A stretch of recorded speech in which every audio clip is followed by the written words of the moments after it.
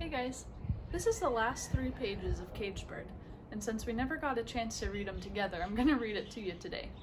Okay, page 288. 2 days after V-Day, I stood with the San Francisco summer school class at Mission High School and received my diploma. That evening, in the bosom of the now dear family home, I uncoiled my fearful secret and in a brave gesture left a note on Daddy Clydell's bed. It read, "Dear parents, I am sorry to bring this disgrace on the family, but I am pregnant. Marguerite." The confusion that ensued when I explained to my stepfather that I expected to deliver the baby in 3 weeks, more or less, was reminiscent of a Molière comedy, except that it was only funny years later. Daddy Clydell told Mother that I was 3 weeks gone. Mother, regarding me as a woman for the first time, said indignantly, "She's more than any 3 weeks." They both accepted the fact that I was further along than they had first been told, but found it nearly impossible to believe that I had carried a baby 8 months and 1 week without their knowing any better. Mother asked, "Who's the boy?" I told her. She recalled him faintly. "Do you want to marry him?" "No." "Does he want to marry you?" The father had stopped talking to me during my 4th month. "No." "Well, that's that. No use ruining 3 lives." There is no overt or subtle condemnation. She was Vivian Baxter Jackson, hoping for the best, prepared for the worst, and unsurprised by anything in between. Daddy Clydell assured me that I had nothing to worry about, that women been getting pregnant ever since Eve ate that apple. He sent one of his waitresses to I. Magnan's to buy maternity dresses for me. For the next 2 weeks, I whirled around the city going to doctors, taking vitamin shots and pills, buying clothes for the baby, and except for the rare moments alone, enjoying the imminent blessed event. After a short labor and without too much pain, I decided that the pain of delivery was overrated, my son was born.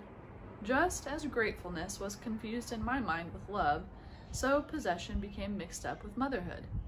I had a baby. He was beautiful and mine. Totally mine. No one had bought him for me. No one had helped me endure the sickly gray months. I had had help in the child's conception, but no one could deny that I had an immaculate pregnancy. Totally my possession, and I was afraid to touch him. Home from the hospital, I sat for hours by his bassinet and absorbed his mysterious perfection. His extremities were so dainty they appeared unfinished. Mother handled him easily with the casual confidence of a baby nurse, but I dreaded being forced to change his diapers.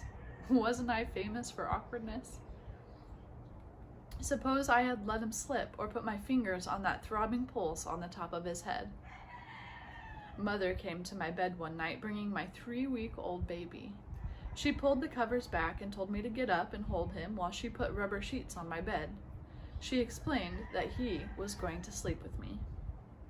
I begged in vain. I was sure to roll over and crush out his life or break those fragile bones. She wouldn't hear of it, and within minutes the pretty golden baby was lying on his back in the center of my bed, laughing at me. I lay on the edge of the bed, stiff with fear, and vowed not to sleep all night. But the eat-sleep routine I had begun in the hospital and kept up under Mother's dictatorial command got the better of me. I dropped off. My shoulder was shaken gently. Mother whispered, "Maya, wake up, but don't move." I knew immediately that the awakening had to do with the baby. I tensed. "I'm awake." She turned the light on and said, "Look at the baby." My fears were so powerful I couldn't even move to look at the center of the bed. She said again, "Look at the baby." I didn't hear sadness in her voice, and that helped me to break the bonds of terror. The baby was no longer in the center of the bed. At first, I thought he had moved, but after closer investigation, I found that I was lying on my stomach with my arm bent at a right angle.